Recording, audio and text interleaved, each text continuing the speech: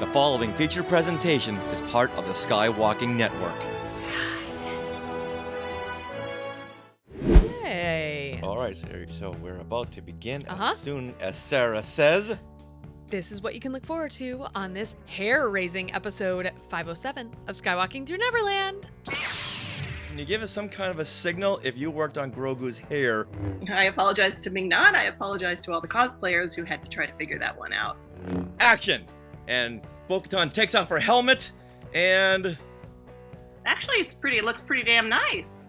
So what is the line between having like an extremely well-designed hairstyle, but one that isn't too distracting? What do you hope that they bring for you to sign? Fennec Shan, Bo-Katan, Luke Skywalker, Don Draper? Are you ready? Off to Neverland! Here we go! A long time ago, in a galaxy far, far away. To all who come to this happy place, welcome. Disneyland is your land. When I first made Star Wars, everybody in Hollywood said, well, this is a movie Disney should have made. You're more than just fans. You're family. Best day ever! Secrets loud. It's about family, and that's what's so powerful about it. Hey. When you use a bird to write with, it's called tweeting. When we visit the world of Disney, we never grow old. It's a Peter Pan, Never Land that keeps us young in heart. This is Jedi Master Obi-Wan Kenobi, and you are skywalking through Neverland. I have a good feeling about this. Hey, Skywalkers! If you've ever asked the question, who does Grogu's hair? Or what was the inspiration for Fennec Shan's foxy hairstyle? Or even, does Luke Skywalker wear a wig? Then you've come to the right place. So, we want to welcome you right now to Skywalking Through Neverland. I am Richard Woloski, but now everyone please say hello to my sweetie wife Sarah, who's been really rocking the 90s hairstyles lately. The big sweeping amount of hair. Yes, I've learned from my hairstylists and people how to make my hair nice waves, and yeah, thanks to the help of some moose, it gets really big. Yeah, but when you see it, you automatically go back to the 1990s because they didn't have that split down the middle. They didn't have the ponytail look. It was just one big wave of like Conan O'Brien hair. Early 1990s, yes. Yeah, a big wave over your head, like a big mane, like Mufasa. How many more pop culture references can I throw in here? I don't know. Maria in the Sky Chat, help me out here. How many more pop culture hair references can I throw in there? Awesome. Oh, well, Barry Manilow. No, he had more of a big pompadour. Why are you comparing me to men? What the heck's wrong with you? That's what comes into your head? Yes, when I see the big giant, because I don't know the names of those 90s models other than like Cindy Crawford Shields. And Brooke Shields, who had dark hair Yeah. and different kinds of hairstyle. Right, okay. So that's why I'm thinking more blonde, okay? Okay. This wasn't prepared, as you can tell. All right. Skywalkers, we are your enthusiastic podcast destination for the many decades of your Star Wars, Disney, Marvel, and pop culture fandom. So it's time for your weekly Wookiee hug and your little sprinkle of pixie dust to our family of Skywalkers. We are live right now, if you couldn't tell, on our Skywalking Through Neverland YouTube channel. And if you haven't already, please subscribe and click that bell for alerts so you get notifications for when we go live. Because we have scheduled live streams, but then we have surprise random live streams. And it's fun to see how many of y'all tune in, and we have some fun conversations. So just search YouTube for Skywalking Through Neverland. Now, Richard, we are getting toward 10,000 subscribers on YouTube. So how many do we have this week? Okay, I'm not saying I'm disappointed. Oh. I'm not disgruntled, but right now we're at 92,089. Oh. I was hoping to say 9290. But we did it. We needed that one. I'm happy with what I have. You get what you get. You don't get upset. So I'm happy with this number right here. I would be happier with 9290. I would be happy with 9,300. That would make me ecstatic. So let's say next week, on next week's show, we'll have 9,300. Skywalkers, you can bring us there. Skywalkers, you are our only hope. You are our only hope. Quincy has lots of faces. Love it. Lots of smiling faces. Yep. Says Quincy Gaines in the Sky Chat. Maria says, love the 90s, bringing it back to the hair. Mm-hmm. And Fernando, the both of you are amazing. Wow. Well, you thank are you. welcome anytime. Yeah, no kidding. The door's always open. Okay. In this episode, we speak with hairstylist of the Mandoverse, Maria Sandoval. She is an Emmy-nominated hairstylist who worked on The Mandalorian, Ahsoka, The Book of Boba Fett, and Picard, Star Trek Picard. She also worked on the upcoming live-action Lilo and Stitch, as well as next year's movie, The Mandalorian and Grogu. That's the feature film. So exciting. She gives us so many exclusive behind-the-scenes stories, and that's what we love here at Skywalking Through Neverland. And you can meet Maria in Japan at the Not So Virtual Cantina Special Edition, headed up by our good friend Spencer Jowitz. And that will take place on April the 17th, the day before our celebration kicks off. And I'm always excited about Spencer's Virtual Cantina events because they, at this point, rival celebration and excitement. And all the people he's got there. So yeah. So highest kudos to you, Spencer, for what you do. All right, now we are being sponsored by Small World Vacations, and they are a diamond level Disney vacation planner travel agency that can help you book your trip to a Disney park around the world, a Disney cruise, and what else? Epic Universe in Orlando, Florida. Oh, so excited about this. And best of all, their service over there at Small World Vacations, how much do you think it costs? $10,000? $20,000? A commission? No, it is free of charge for you. So head to smallworldvacations.com for a no obligation price quote and tell them Skywalking Through Neverland sent you. And Richard, we had booked a vacation this year and got a special surprise in the mail this past week. Should I go get it? Our representative sent us a fun little gift from Epic Universe, namely the Dark Universe. And Dark Universe, that is the Monsterland. The Monsterland within this very brand new theme park in the Universal Studios, in their theme park universe. Yep. So we just randomly got in the mail a special surprise backpack, Dark Universe, and it has, who's that? The swamp, the creature? That's the creature from the Black Lagoon. Creature from the Black Lagoon. There's the Bride of Frankenstein. Yep. So we're already getting merchandise.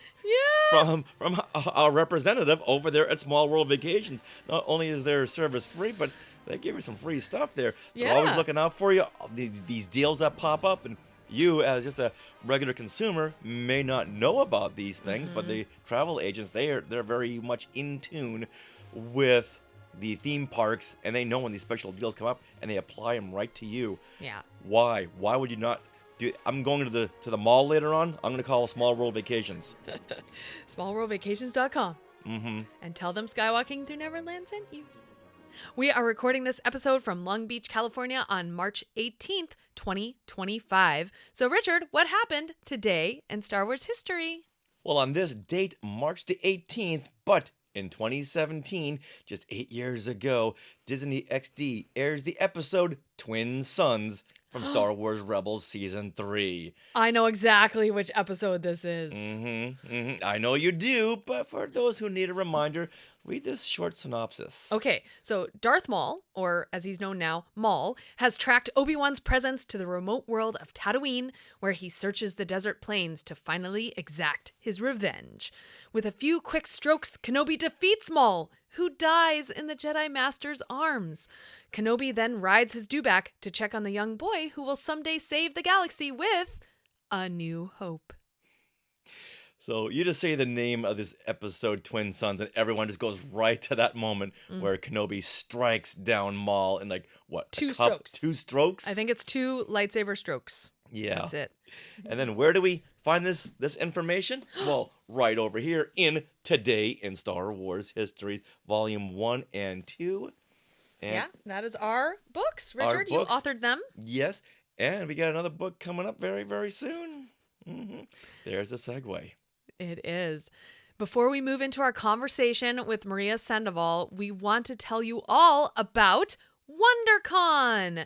So we are hosting our Star Wars trivia party on Friday, March 28th at 9 p.m. at the Anaheim Convention Center. This is at WonderCon. It's so fun. And we're going to have a special guest, Leilani Shu. Oh, Tika the Jawa from Obi-Wan Kenobi. Speaking of Obi-Wan Kenobi, Tika the Jawa from Obi-Wan. She was also in The Mandalorian, and she's so much fun at these special events, our live trivia game shows. She's our scorekeeper and provides so much fun personality. She's so bubbly. Absolutely. Yeah, definitely follow her on Instagram. Now, will we... Tika the Jawa. Tika the Jawa. Will we have prizes?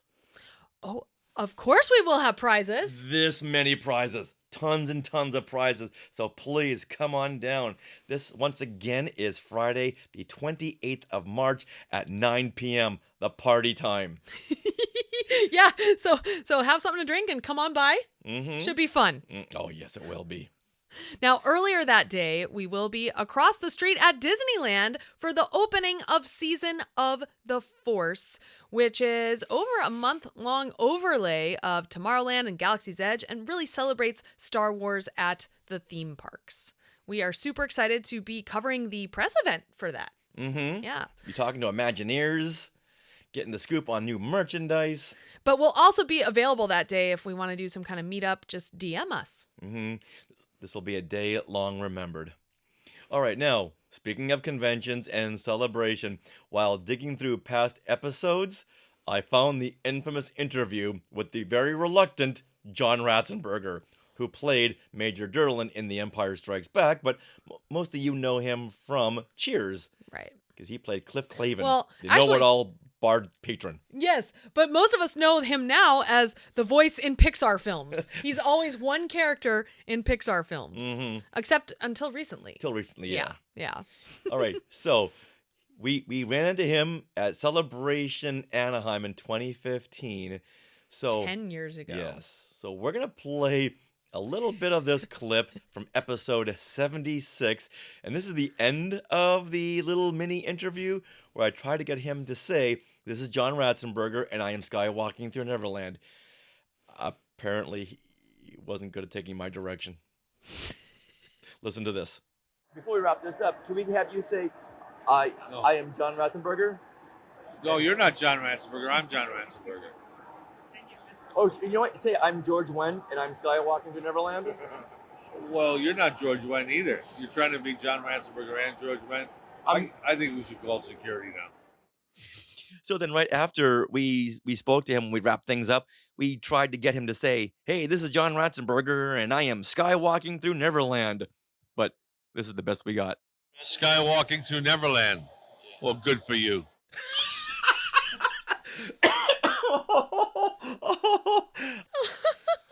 I think they probably heard it down low. Oh my God, that's so funny. That was so hilarious. Good for you. Because was he grumpy? Was he a grumpy Gus? It was he saw us walking around with our microphones and a recorder, and his manager said, "Oh, come on over." And John was like, "Yeah, John Ratzenberger, yeah, come on over." And then as soon as we turned the recorder on, he just turned into this grumpy Gus. Oh no, that's so weird. That is so odd. It's weird that it's one thing if you like butt in and like, you know, right, just shoved it in his face. Right. But we were very respectful, and I wanted him to say, "This is John Ratzenberger," and he comes in with, "No, I'm John Ratzenberger." John, yes and. So I thought, I'm gonna have fun with this. Just say I'm George Wendt, who played Normie on Cheers. Oh. Cliff Clavin's best friend was played by George Wendt, which is why I threw that in there, because I figured at this point, what do I have to lose? Yes, exactly. In the end, he couldn't even take direction as to say, "This is John Ratzenberger, and I'm skywalking through Neverland."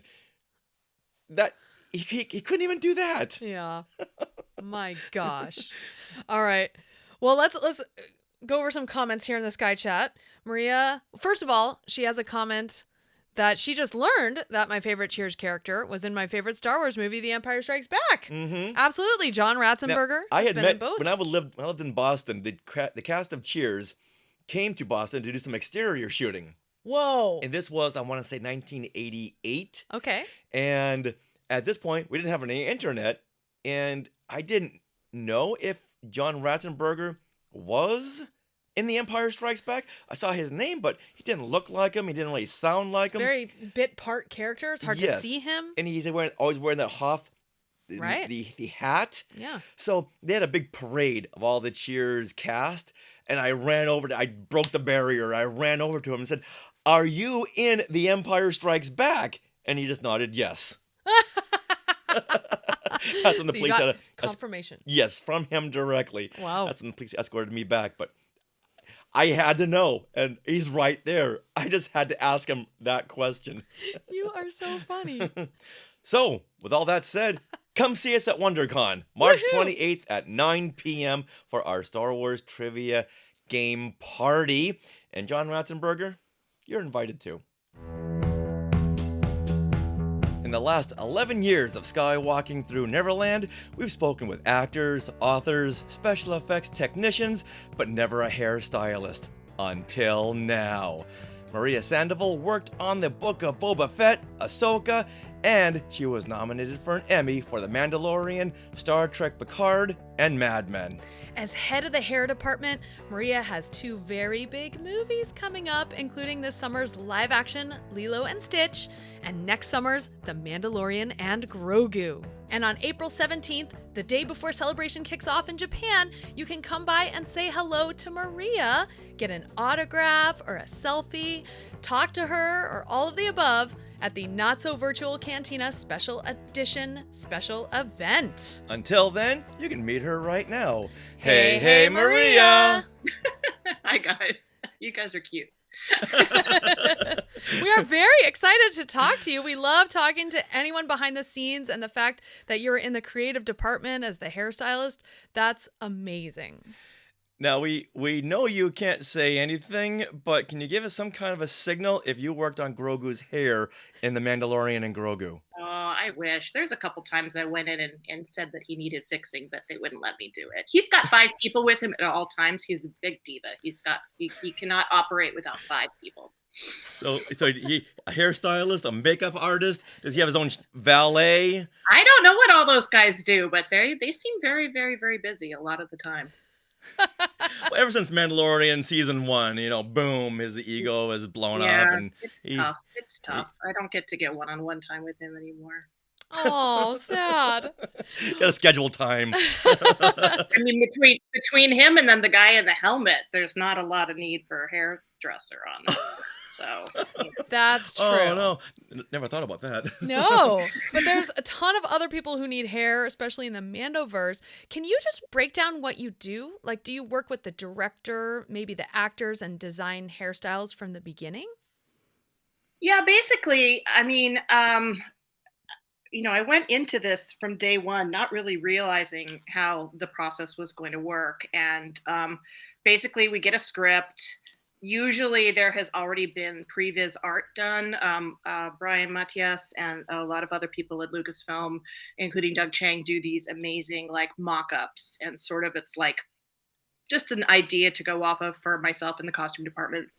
Costumes have already been there usually for a few months before I even get started, and they've come up with they've done some fittings and come up with some ideas, and hopefully they've shared those with me. But so then when the actor comes in, depending on if the role is a new character or if it's something that's been seen in animation or if it's a legacy character, usually there's a conversation between the actor, myself, and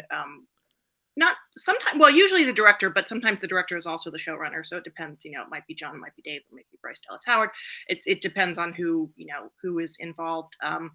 And then, we kind of go from there with what the actor is comfortable with and what the look has been sort of established in the previs, and because the art that's already been done has been approved already by the producers. So, that's kind of basically where you start off from. So we spoke to someone not too long ago who designed Princess Leia's hair for Return of the Jedi. God, I wish they had brought her in specially to design her hair.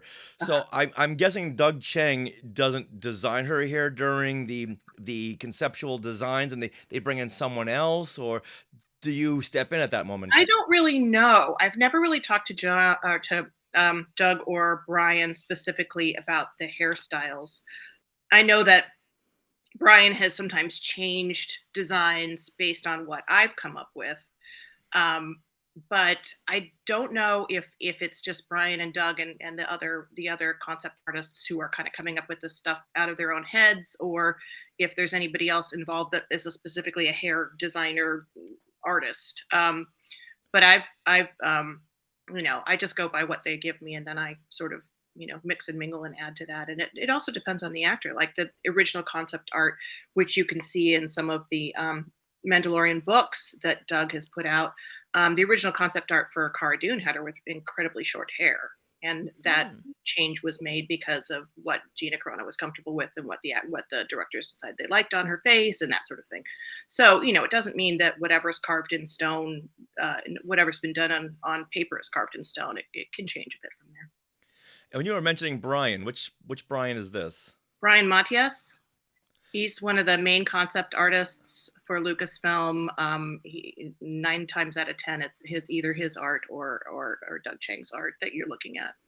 Okay. Gotcha. So your job is really to take that concept and basically make it real world.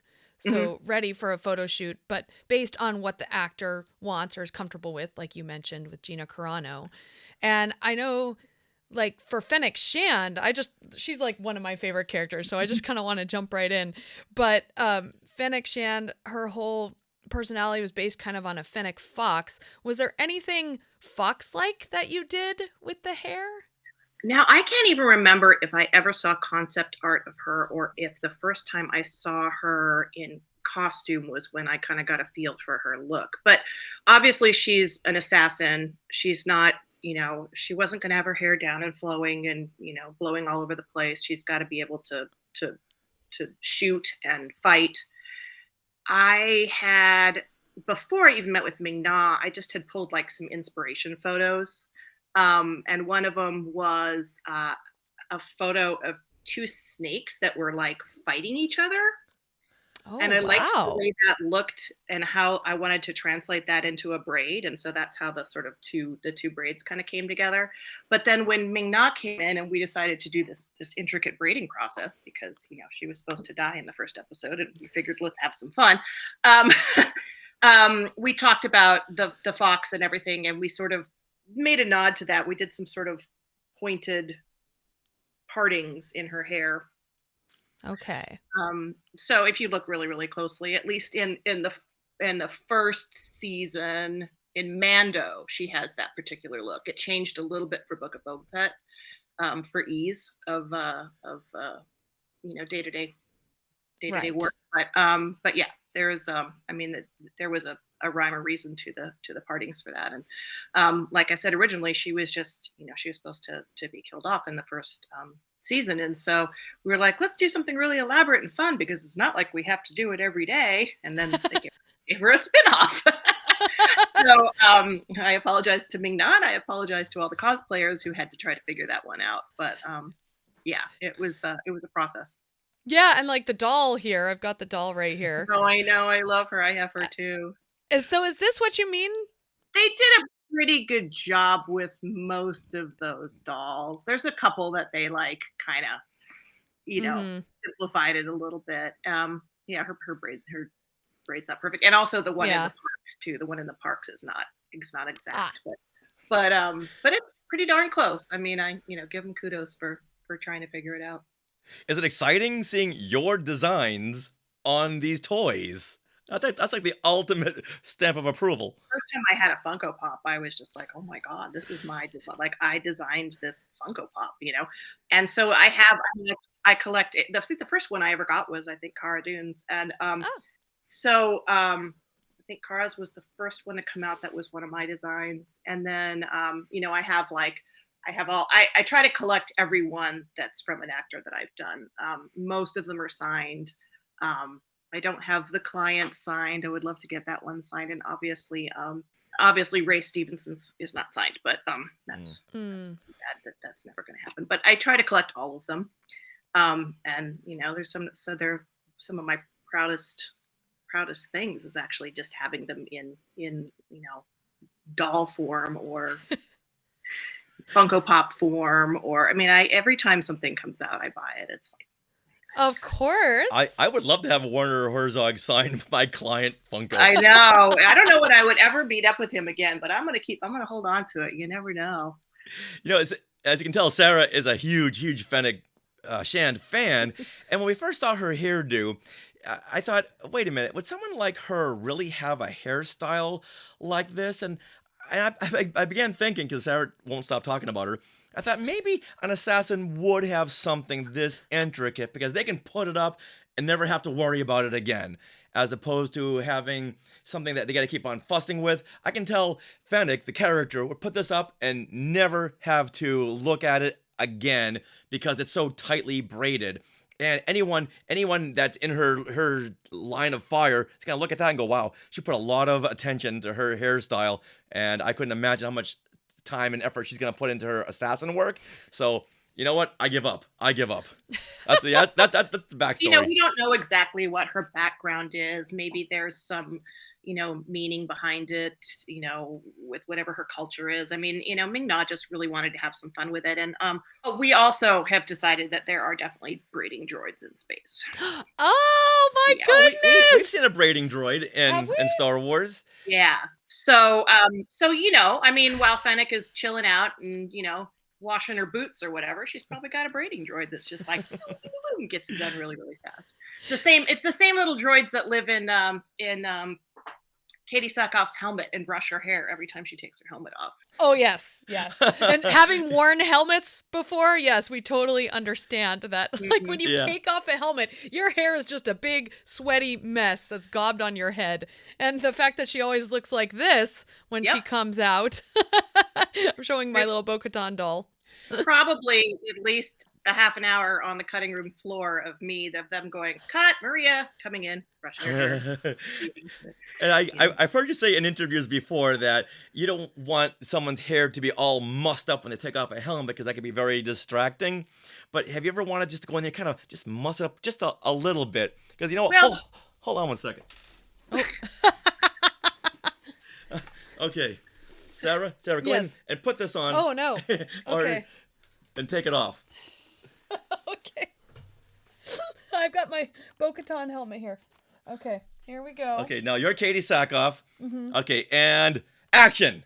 And Bo-Katan takes off her helmet, and actually, it looks pretty damn nice. That's because I didn't put it up. Yeah. Okay, now I believe this. Yeah. Now I believe this. But then the one thing that, and I've seen you in interviews before, the one thing that Mandos don't have is when their helmets are on, their hair is not flowing out from underneath. Yeah. Yes. Well, there's little droids inside. Those two things I like to blame on Dave Filoni.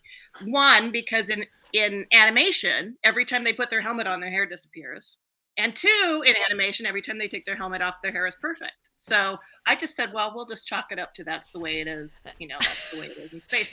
But also to, the thing is that with filmmaking, continuity is really, really important. And if she was to take off her helmet and in one shot it's sticking out here, then in all the other shots it has to be sticking out here. And it can get really conflicting because you're not always using the shots in sequence. So it was much simpler, we decided, if it was always just down and plain. Otherwise you'd have, like she'd be taking it off and there'd be one up here, and then in the next shot she'd take it off and there'd be one up here, and it just nothing would ever get together, and it would drive everybody crazy in editing. So you make a very good point, Maria. I think that really makes a lot of sense. Or they have hair tucking droids underneath here when you I think there's little droids inside the helmet. Yeah, nano. That's what Katie said once. She said there's like nano droids in my helmet that fix my hair for me. So whenever you need an explanation, nano droids. Okay, hey guys, it's fiction. Oh yeah, I forgot about that. So you were Emmy nominated for Mad Men and The Mandalorian. So we would love to know what specifically stood out in those shows that stood out to the voting committee. Well, Mad Men, this was season 5, and they had been nominated every year. They had actually won seasons 1, 2, 3, and 4. They'd won Emmys. So by season 5, I think they just always kept getting nominated because the hair was so spectacular on that. Now, I wasn't one of the main hairstylists. Well, I was a part of a group of hairstylists, but there was like the department head and the key and a few people in the trailer that did the main cast, like Christine Hendricks and all those people. I was in charge of the background. So Okay. I had my own separate trailer, and then I would bring in people to work for me, and then we would do like all the secretaries, all the day players, all the people at the party, that sort of thing. And occasionally I'd do a guest star, but not anybody like really high on the call sheet. It was a great job for me at the time because I just had a baby, and it was good for me to just, I could kind of go in, get everything established, and then go home and still have some creative freedom. But I think that show just, I mean, the quality of work on that show was really exceptional. And for the Emmys, unfortunately, the category that hairstyling has is character and period, or now they've changed it to period and sci-fi fantasy. So those things are always up against each other. And so 9 times out of 10, I'd say 99% of the time, a period show will always win that category, which is why Mando has been nominated twice, never won. Ahsoka's been nominated, never won. I was nominated for Picard, season 1, that didn't win either. It's always going to be like Bridgerton or, something period. And I've been lobbying for a long time to get that category changed because I feel like sci-fi fantasy is a completely different, it's not a different skill set. It's all the same skill set, but it's world building as compared to recreating historical accuracy. Right. And so I don't feel like the two should be pitted against each other. Unfortunately, they are, and they probably will continue to be because it's they don't want to add more categories or more awards to the Emmy ceremony. Like everyone says, it's an honor to be nominated. I've done it 5 times. Who knows if I'll ever do it again? But I always feel like it also helps me to. Not that I need validation, but it sort of validates me to the producers too, to be like, look, our show's really good. You've got good people on your team. We're getting these accolades. And so it just makes me feel like I'm doing a good job for the people who've hired me. Oh, and I'm sure they see it right through it too. It's like, oh, the Crown won again. So yeah, I can see why Picard didn't win because he's bald. So right. We get it. Well, yeah. I mean, the episode of Picard was, that's a thing too, is that often in these shows, often in fantasy shows, the main characters aren't as elaborate as like a lot of the background. So the background is sort of what establishes the world, and then the main characters have to be sort of easy for the palate because you don't want them crazy things going on with them all the time. Now, on film, that's different because you've got Natalie Portman changing her hair every 5 minutes, But on a television show where there's a lot of continuity and they're filming it out of sequence and they can't do, they don't have the budgets to do crazy changes like that. It's often that the main characters have like sort of a simplified or a very basic look that takes them through the whole thing. And then it's the background characters because they're just day players that sort of fill in and make the excitement. But the Academy doesn't recognize the background characters for the Emmy consideration. It's only based on the main characters. So it's kind of another weird thing that doesn't make a lot of sense. But yeah. But what does make sense, and you just click things into place, when we're watching the scenes on Coruscant, Mon Mothma's got a very nice hairstyle, but the people in the background, it's like, oh my goodness, how it's like weeks just on one person's style because they're very, very elaborate. Now it all makes sense that she's gonna have something that's not so in your face. Yeah, you don't want to be distracted by her hair while you're looking at her. Everybody in Star Wars has sort of a silhouette. Like if you were to see any of them from far away, you'd know who each person is. And if you're consistently changing them, with the exception of Amidala, I think, it would be difficult to pick them out in a crowd, and you have to be able to do that quickly when you're watching a television show because everything moves so fast. Right. Oh, yeah. Another good point. So what is the line between having like an extremely well-designed hairstyle, but one that isn't too distracting? For a lead. You find yourself riding that line before a lead character? Well, that's a good question. I mean, I think I learned that lesson early on when I designed Fennec and then realized that how much work it was going to be. I was, fresh off the boat, like, woo, I'm going to be doing Star Wars. Let's do some crazy stuff. And then it was like, oh yeah, okay, that's a lot of work. I think it all for me really boils down to finding a balance that's going to make sense for the character. Filoni is amazing with that because he always knows just what to tweak, to change things up. I can present him with something and he'll just make one little comment about it and I'll be like, oh, okay, right, that's what it was missing, or that's what needs to change, or that, because he's been in this world for so long and he just sees it all as a whole. And that's the thing, is you do need to see it all as a whole. If you're focusing just on each individual character and not thinking about how they're going to blend together in a scene or in the world, then everybody's going to be randomly different and not make any sense. So it's like with the planets too, we sort of design specific looks for each planet, not majorly, but like, Tatooine is matte. The hair is matte. It's got a lot of texture in it. It's kind of flyaway-ish and looks dry, whereas compared to Coruscant is, crazy and everybody's wealthy and they've got these things going on. And some other worlds that we've kind of dived into recently, that there was a sort of a feeling and a look that the producers wanted to emulate. And so then you have to think about how you're going to translate into the hair without the hair taking away from or distracting from the overall vibe. Right. Is there a particular color palette you have to stay within for particular planets? Or is it mostly just kind of the texture and the look of the hair? The color palette is usually established by, by the costumes and whatever the sets look like. We always go in there and look at everything and see what's, what it's going to look like before we make any decisions. Like, I would not just read a script and go, this planet's going to have blue dreadlocks, because you don't know what everybody else is thinking, Okay. And for the most part, we try to work with, especially hair colors, we try to work with whatever the actor's hair color is, unless it's very specifically supposed to be something different. Especially for our background characters, like we get the pictures of them, we, pull some pieces or we make some pieces based on what they look like in their photos. We try to blend the colors as much as possible. We make it so that on the day we just have to do a couple braids and then a piece hooks on or whatever, and they're good to go, or the hat goes over it, or that sort of thing.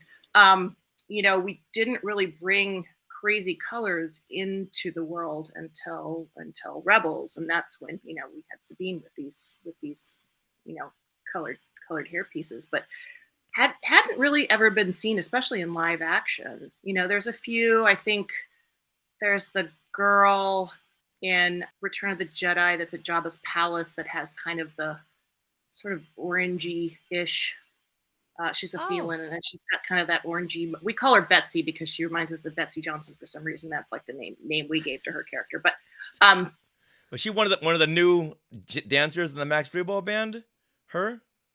No, she's a Thelan, and she kind of just hangs out there. I don't think she was a dancer. She's got horns on her head. She's the same thing that in the Acolyte, the young girl was in the Acolyte, and she was blonde and she had the little horns on her face. Jackie? Yeah. Jackie, yeah. Okay. Jackie, yes.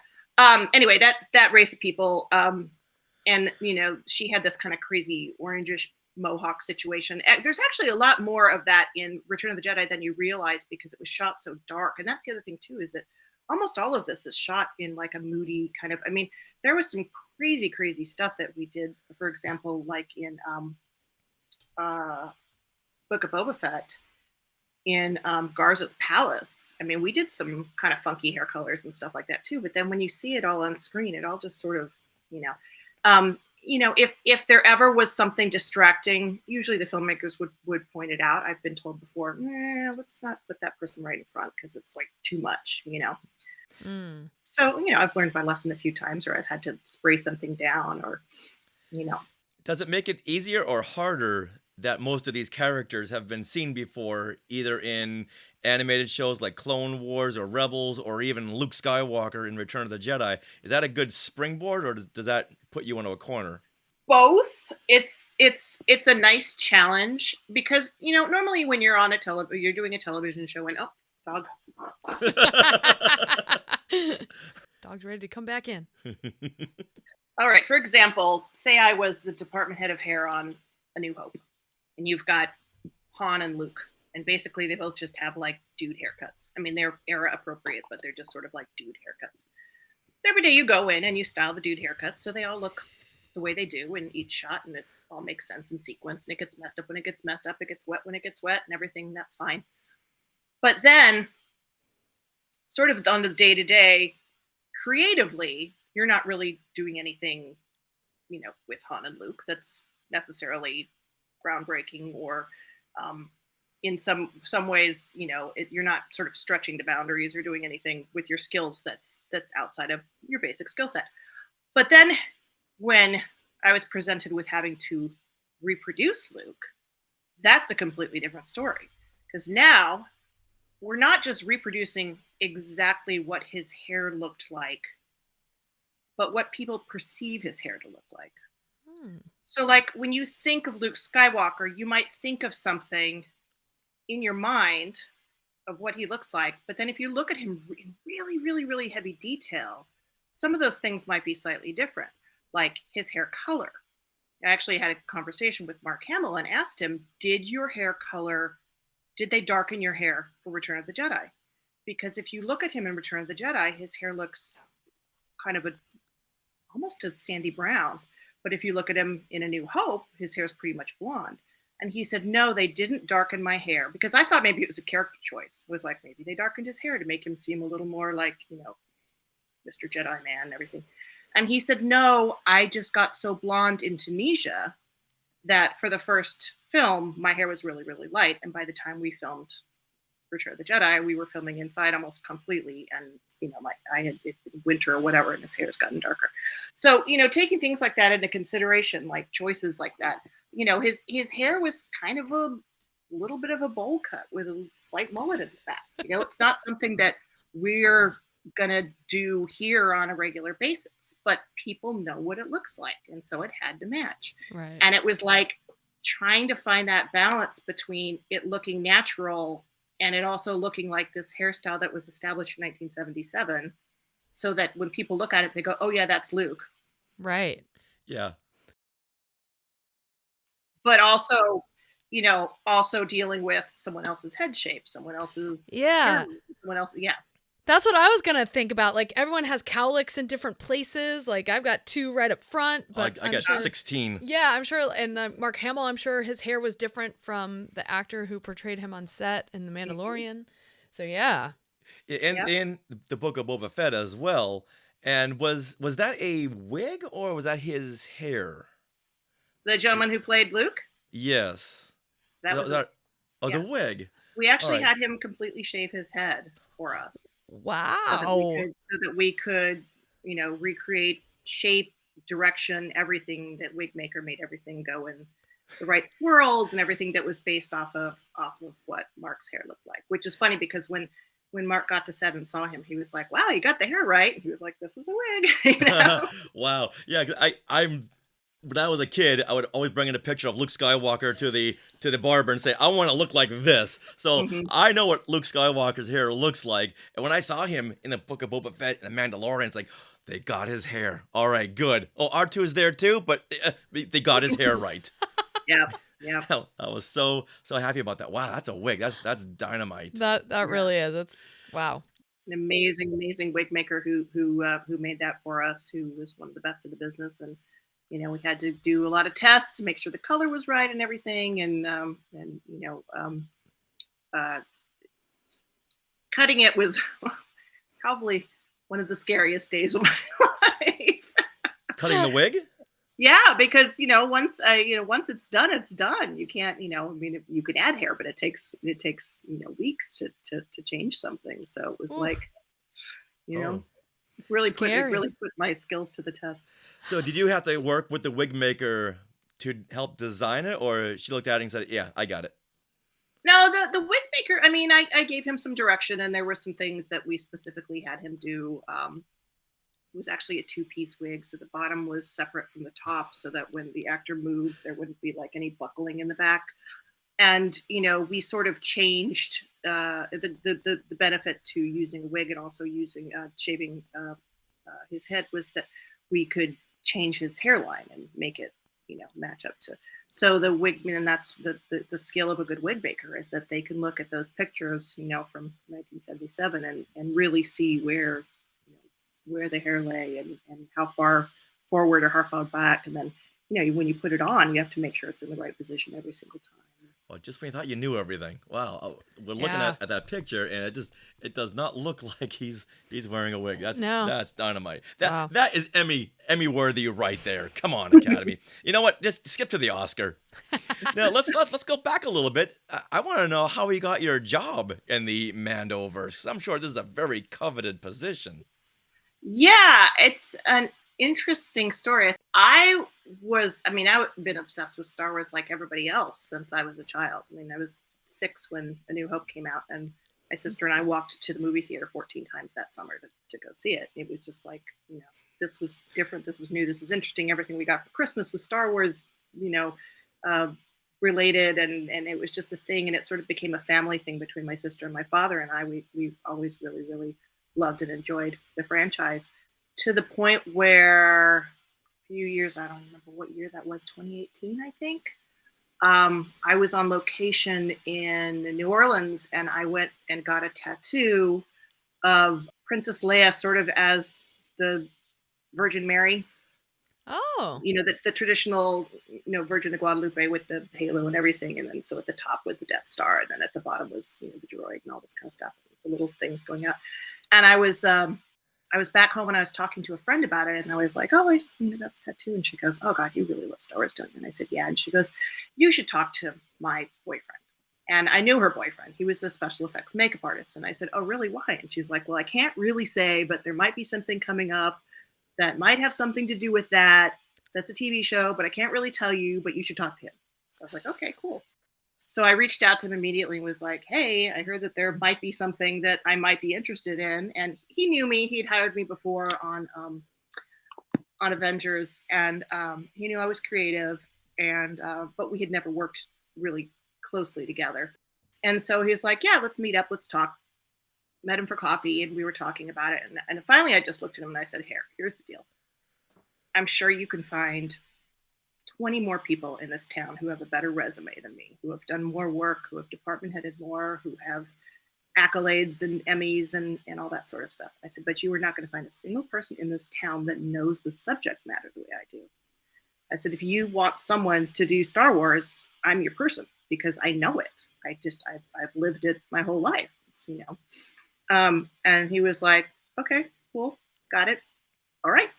So he basically brought me on, and then I had to, interview with John and Dave, and Dave pegged me immediately. He was like, oh yeah, I know. he got it right away. He said, oh, do you cosplay? I was like, how'd you know? And that was it. I mean, I've been there ever since. Some of the other departments have changed up and stuff, but I really, really owe it all to Brian Sipe for believing in me and bringing me in and trusting that I knew what I was doing. And, to the point where there's times when I've asked Dave what he wants for a certain character, and he says, well, that's your job. You know what to do. Aww. Awesome. And there's no better feeling than that. I noticed we got a lot in common, because that first summer of 1977, I saw Star Wars 14 times in the theater. And there was one girl in front of me. It's like, hey, we're going to interview you in 50 years. Well, we could tell you're obviously a huge Star Wars fan, just like us. And so we want to know, what are your favorite Star Wars hairstyles? My favorites, and the ones that I would just give my left arm to recreate, are all the ones that Padme had, all the animated styles. Because we haven't seen them yet. She had so many fun do's that could be really fun to try to replicate. So like the Clone Wars Padme, is that what you're talking about? And then replicating that in real life. Okay. And what about Sabine? Now, she's gone through so many different hairstyles and hair colors and Rebels. And how did you land on what you had? The color was all Dave Filoni. That was his. Okay. It was specific in the script what her hair color was. It was purple going into orange, with the specific color pattern in between. I think there was even a mock-up done of her by one of the artists. So I knew exactly what he wanted. Okay. Was it your design to do the very long, straight hair, or is that more of a him thing? That was also scripted. He wanted to show that she had sort of given up her warrior persona and sort of just, I wouldn't say let herself go, but she'd let herself become something other than the Sabine that was Very put together in Rebels, very family yeah, put oriented. together, but she was also you know, practical and ready for battle, you know. And the thought that she'd sort of spent some time on Lothal, not practicing her craft, not practicing her Jedi training or anything like that, and that she just sort of become sort of a different person. Yeah. So there would be a transition when she decides to cut her hair off. Right, she did her Mulan haircut. The meaningfulness to that, yeah. But that was all Dave Filoni. I mean, he knows exactly what needs to be done, and I just follow his lead. Yeah, it was very telling that she wasn't into her warrior ways anymore, because one thing that drives Sarah crazy is when we're watching a movie and there's a heroine and she's going through all these dramatic action sequences and her hair is down. Like, She's like, no.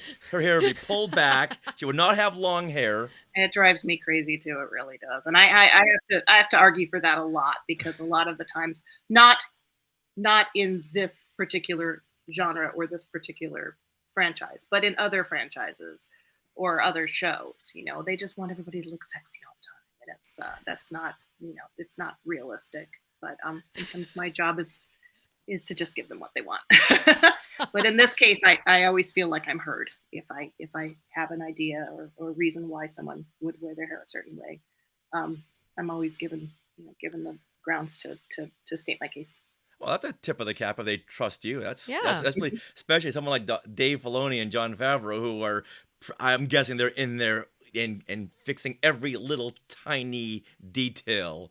Mm-hmm. But other than Star Wars hairstyles, what are your personal favorite genre hairstyles? Something you'll see and go, wow, I love that, and I love this, and science fiction, fantasy, period. I mean, all of it. I love watching Bridgerton. I love all the craziness that they're doing on that show, because even though it is technically a period show, a historical show, they are taking some liberties with it, a lot of liberties with it. And they're doing some fantastical things, and they're really pushing the envelope with that. I love that kind of ingenuity and that kind of thought process when it comes to, like, you know, building wigs, building things that are, you know, impractical yet still can function within, you know, like the Queen with, like, what yeah, does she have, like a bird in the middle? Yeah, it's crazy and ridiculous, and I know they did do some ridiculous things back then. They don't have any, you know, proof that particular queen ever wore her hair that exact way, so it is taking some liberties, but they're doing such a beautiful job with it. You know, they're also taking liberties with the music, and they're making it a little more modern, and they're doing all these great things. And so that, to me, is a perfect blending of a period and a fantasy show together. And that's the kind of thing that I think is, you know, is definitely Emmy worthy. And I'm so glad that they're getting the recognition that they deserve for all that work. I'd love to work on something like that. I mean, the Brits do it so well. They do wig work like that just so well, and period work so well.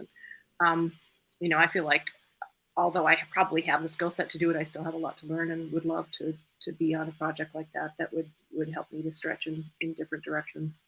Wow. Yeah, that you can grow. Is there, like, one style or genre of hair that you personally want to do that really hasn't been done yet on any show, and you just love to get in there and create something? I don't think so.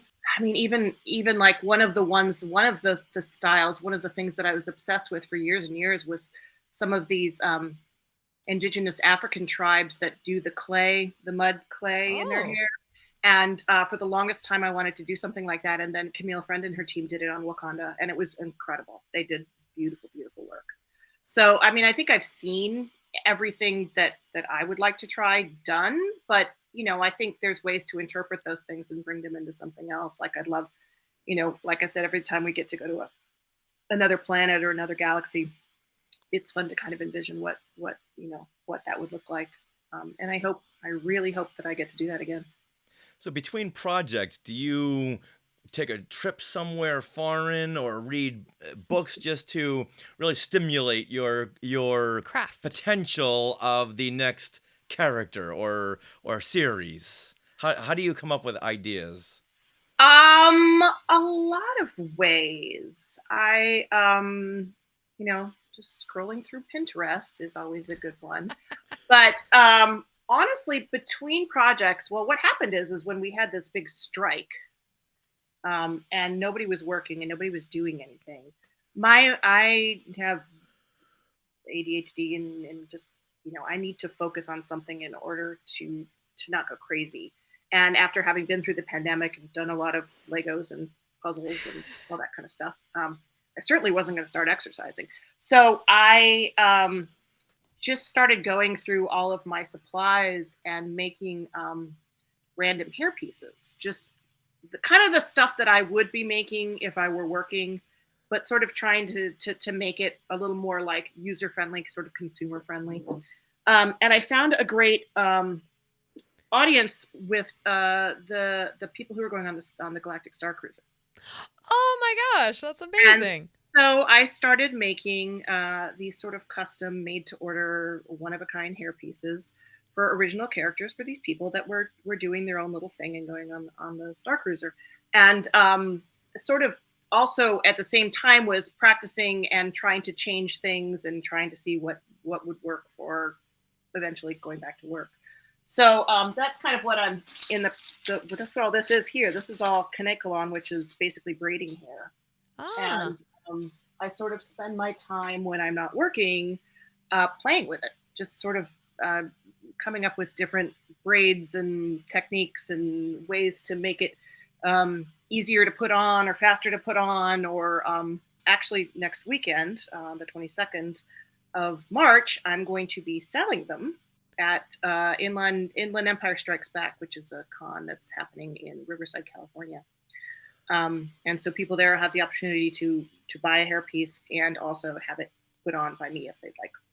Do you have a website where people can order from you directly? Not yet. I have. I'm in the process of building an actual website for for work purposes, and then eventually, I'm not sure. It's not like I could set up an Etsy store because they're all different. They're all one of a kind. You would have to do. It would be so much work. What I loved about working with the Star Cruiser people is that I just sort of sent them a questionnaire and said, send me pictures of your outfit. Tell me if are you Rebel, are you Sith? What's your vibe? And what's your hair color? And then what's your budget? And then I just kind of would make something. And the whole thing was like I was treating them as if they were a background character on one of my shows. So they didn't have necessarily a lot of control over what I was going to produce. I mean, they could say I want it to be a halo or I want it to be a mohawk or whatever. But basically it was like, okay, you're going to be this character. This is your outfit. And I'm going to create a hairpiece for your character. And so they're paying for my expertise and my design skills and that sort of thing. And so it was really fun because I didn't have the parameters of like, well, this has to be exactly like this. And through doing that, I've also picked up a little bit of work from some cosplayers. I've created, a few custom wigs for people or custom hair pieces for people who are like specifically going to be Slave Girl Leia or that type of thing. I don't prefer doing that kind of stuff because it's sort of limiting to me. But I've done it for some people that have reached out and asked for it. Well, do you want to give out a way to people to contact you if they want something done? I mean, the best way to contact me is just to message me on Instagram. Okay. And that's at hair department, etc., etc., etc. Yeah. Got it. We'll put that in our show notes as well. Yeah. I mean, eventually, I don't know. We'll see how it goes over. It depends on what people, well, two things, what people are willing to spend and then how much work people are willing to do, because you have to take care of these pieces and maintain them. And it's not like something you could just, toss on. If there's a market for it, it's something I definitely would like to do more of. Every single one is one of a kind and completely different. So I'm having a good time doing it, and it's keeping me busy and keeping me out of trouble. Yeah, I mean, it sounds like that's exactly your skill set, and you've created a niche for yourself. Like, I think that's amazing. That Galactic Star Cruiser, man, it really got all the creative juices flowing for so many It really people. started a little community. It was really quite Yeah. lovely, the Yeah. people that came together. Agreed. But I was lucky enough to go twice, and Oh. it was really fun. I don't know that a lot of people, I think what was so great to them was walking into that environment and feeling it for the first time. And I'm a little spoiled, so I'd walk in there and be like, yeah, I'm on another set, I didn't have the appreciation as much for it, I think, as a lot of other people did, but I really did enjoy watching the people interact with the characters and being able to sort of to feel themselves in that world, and just sort of as a outsider, experiencing what they were going through was really fun. Yeah, but with this, you didn't. If you leaned on a wall, it didn't, the 2x4s wouldn't collapse. That's true. It was a little more. It was a little. And reveal the craft service table and a couple of grips behind. Behind the wall, there wasn't. Yeah, it wasn't a craft service. The electrician's like, what do I have to do there? And I'm gonna plug this in. The food. Oh, the food is fantastic. I had withdrawals from the food. It's so fun. The food was pretty incredible. Yeah. So you're a film and TV hairstylist, you do custom work, and next month you'll be signing autographs at the Not So Virtual Cantina Special Edition on Thursday, April the 17th from 7 until 10 p.m. This is the day before celebration kicks off, and if we know Spencer Jowitz, this is going to be a huge, huge event that will rival the excitement of celebration itself. Yeah, and I'm sure our family of Skywalkers will be so excited to see you there. Have you done this before? Have you done autograph signings? I did. I own a speeder, a land speeder. You might have heard of. Oh, is that yours? His name is Speedy, and Speedy was my little toy that I took to set when I worked on The Mandalorian and Ahsoka, and often people would take little joyrides in Speedy, and a few of the joyrides unfortunately went viral. I mean, fortunately for me, but unfortunately for Lucasfilm, went viral, and he's sort of gained a little bit of a cult following. So the last time Spencer did one of these events, he did it here in Los Angeles, and Speedy was invited, and Speedy went and took pictures with people. And we took a ride on Speedy. Yeah, and the money from Speedy was donated to the family of Shauna Tripsick, who was our incredible costume designer on The Mandalorian, who passed away.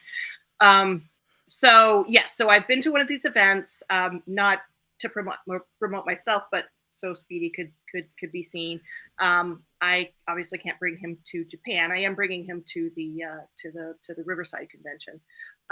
He has a new tattoo. He's been autographed now by Rosario Dawson, Diana Lee Inosanto, Iman Asfandi, and Ivana Sakno have all autographed Speedy, and hopefully he will have one more new autograph before Riverside. I can't say who that is, but somebody that I'll be seeing next week.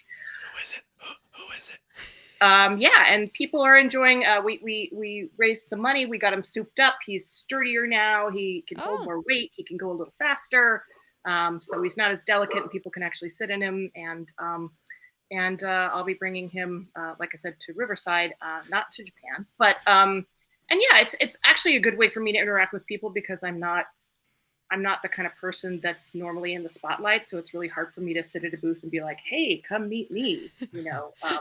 Why would you want to meet me? I just did someone's hair. But if I've got Speedy with me, then there's kind of an excuse for people to talk to me. Yeah, it's a nice talking point, and we loved Speedy. Yeah, we get some great footage of Misty Rosas going up and down Hollywood Boulevard. Yeah. He's the only one who would actually fit in him. He's quite bulky. Yeah, no kidding. So when people do come see you, and if I know Star Wars fans, they'll be lining up. What do you hope that they bring for you to sign? Fennec Shand, Bo-Katan, Luke Skywalker, Don Draper? That's a good question. First of all, I find it really strange that anybody would want me to sign anything at all. I'm so you don't know Star Wars fans. I'm so grateful, but it's also very, very odd to me. My con manager, Justin, has put together some photos for me that I do have with me, when some pictures of me at work. And usually people just want a selfie, Yeah. But yeah, I'm happy to sign anything. I humbled that anybody would want me to. But also too, one thing, I don't know if it's been I can't tell you. This is more of a Lucasfilm thing because they haven't really announced yet. I'm supposed to be judging the cosplay contest at Celebration. Oh, Ooh. That's amazing. I haven't gotten confirmation on it yet. So, yeah, we were lucky enough to do that in London. A few of us had a panel. It turned out that Shauna and her team were in Prague filming Foundation, and so they came to London, and we did a panel about hair, makeup, and wardrobe. And then a few of us from the team got to judge the cosplay competition, which was really, really fun. And hopefully that will repeat again this year. I won't be doing a panel at Celebration, but hopefully we'll be doing the cosplay competition again if it doesn't interfere with the private clients that I have, and I'll be with a few really special people while I'm there. Oh, you are going to have a blast. Unfortunately, we're not going to be able to make it to Japan this year, which, But we'll be following you on social media, and if the Skywalkers want to get in touch with you, can you remind us how they do that? I am at Hair Department, etc., HAIRDEPARTMENT, ETC. And then Speedy is at Only Speeder Fans. They can DM you, Facebook, and Instagram. All right, awesome. Well, have fun next weekend at the Inland Empire Strikes Back convention. That we said that was March 22nd. Gotcha. Awesome. I wish I could make it out there. I'd love to see your hair pieces. I love doing that. But yeah, awesome. Well, you can always order one from me. I can make you a custom one. Okay. Oh, they're great. It could be an Easter present. I mean, it could be a sorry you're not going to Japan present. There you go. I like her. I like how she thinks. We're going to go. We're going to go. All right. All right, Maria. Well, thank you so very much for talking with us and giving us these behind the scenes secrets, things that's like, I now will watch all these Mandoverse shows very differently and just stare at their hair. Thanks for having me. Well, that wraps up episode 507 of Skywalking Through Neverland. We want to thank Maria Sandoval and Spencer Jowitz for connecting us. Once again, you can meet Maria Sandoval and many other stars of Star Wars at the Not So Virtual Cantina Special Edition party on April 17th, the day before Celebration, in Japan. And just announced, they have some new guests. Kiriana Crater, who played KB from Skeleton Crew, will be joining the Not So Virtual Cantina event. Oh my goodness. That's a big score. That is huge. I'll be following her. I'm following her on Instagram, and she just posts the cutest things. And it's just adorable. But she has really grown up. Like, she no longer looks like that little girl that was in Skeleton Crew. She is a young woman now. Yeah, both of those girls just sprouted up like 2 feet. Puberty. What you gonna do? And to all of our Skywalkers who listen every week, please subscribe to our YouTube channel if you haven't already. You can search YouTube for Skywalking Through Neverland. All right, Quincy Gaines in the Sky Chat says, yes, you'll be at 2,300 by this time next week. 2,300, you mean 9,300 subscribers? Yes. Okay, 9,300 subscribers by this time next week. Absolutely. Now, do you have things that you want to share? Well, we do. So every Monday at 6 p.m. Pacific time, we do our live things we want to share on YouTube.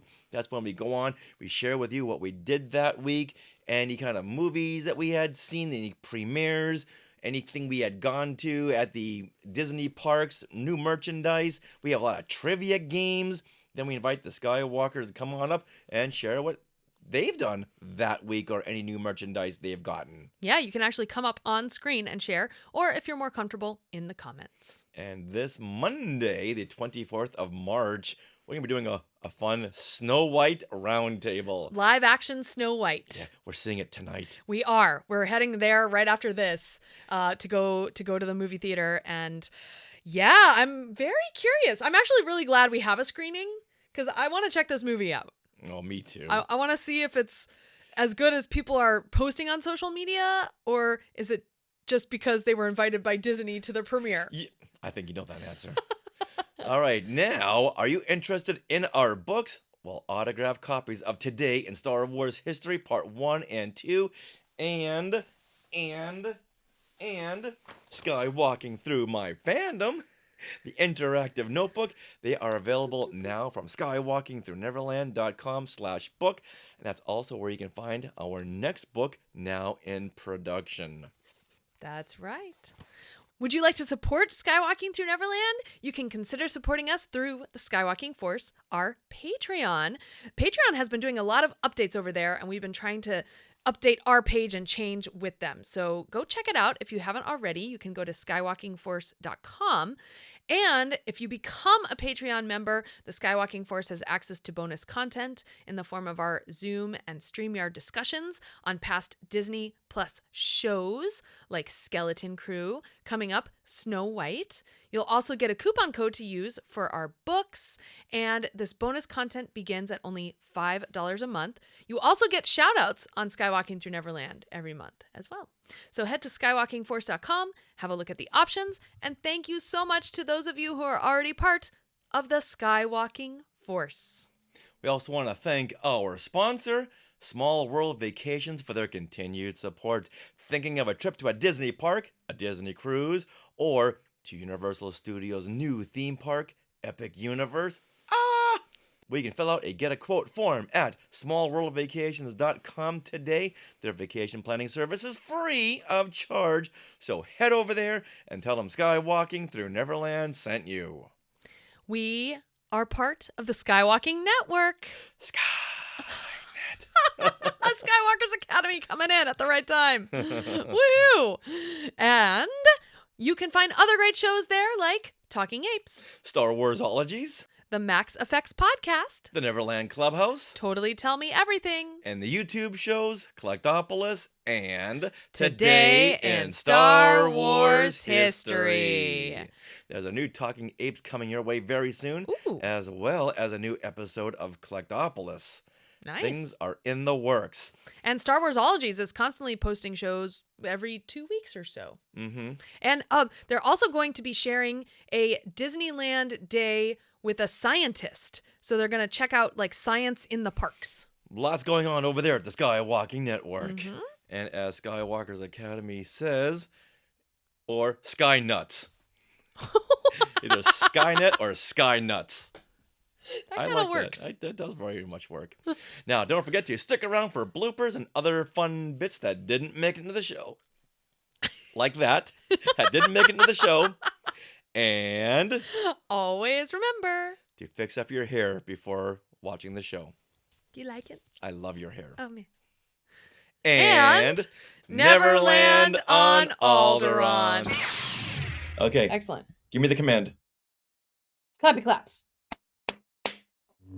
That wraps up episode 506. Is it 506? 507. Blah, blah, blah. Let me start that over. Yes, Fernando. Star Wars history is the best history, which is why there's 2 big, giant volumes of Today in Star Wars history. Look at them. Hey, look at those names to the left. They are part of the Skywalking Force, our Patreon. Become a producer yourself and check out all the Disney Plus themed bonus content available depending on the level you subscribe. Become a member of the elite Skywalking Force at skywalkingforce.com.